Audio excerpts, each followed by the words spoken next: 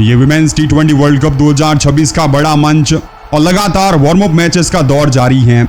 आज भारत और वेस्टइंडीज आमने सामने, अंतिम की 12 गेंदें और यहां से मुकाबले में आवश्यकता आपको 31 रनों की।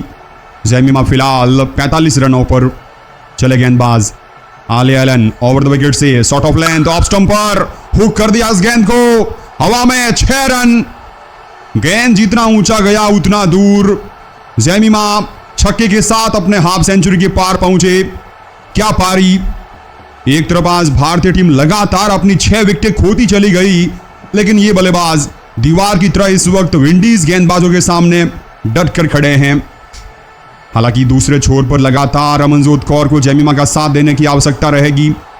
वो कहावत है ना, अकेला चना भाड़ नहीं फोड़ सकता है। उसी अंदाज में अपने साथी के द्वारा साथ की उम्मीद वहां पर की जा सकती है। ओवर द विकेट से अगली गेंद ऑफ स्टंप पर ड्राइव किया, बढ़िया प्लेसमेंट, गैप में गेंद और दोनों फील्डर्स को भेद डाला। एक और चौका। इस बार गेंदबाजों पर जैमिमा बरस पड़े, रोकना मुश्किल होगा। पहली 2 गेंदों पर 10 रन। गेंदबाज को पूरी तरह से आड़े हाथों लिया, घुटने टेकने पर मजबूर कर दिया। और हमारे साथ साथी कमेंटेटर अभिषेक जुड़ चुके हैं।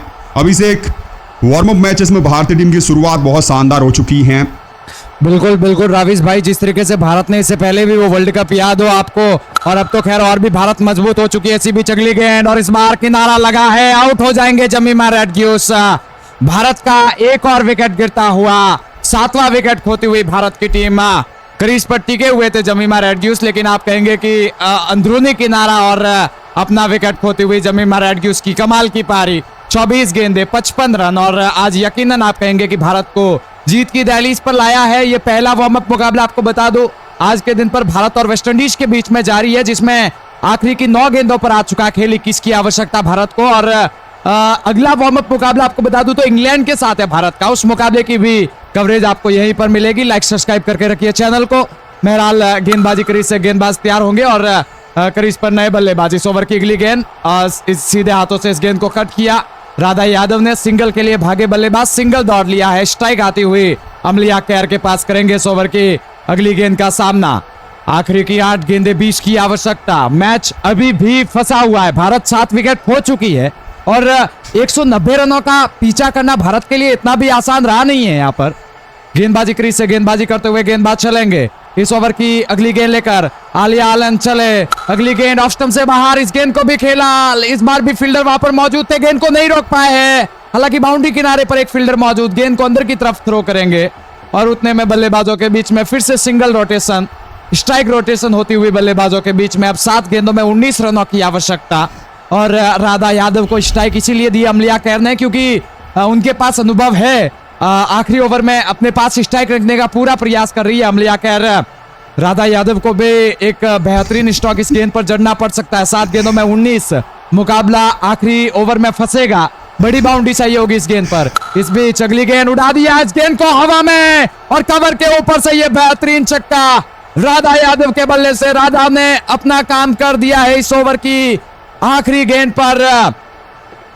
कमाल का स्ट्रोक राविश भाई, इससे बेहतर कुछ हो नहीं सकता। राविश भाई, जिस तरीके से इन्होंने गेंद को खेला, टाइमिंग अच्छी, 6 रन, क्या कहेंगे आप इस शॉट को?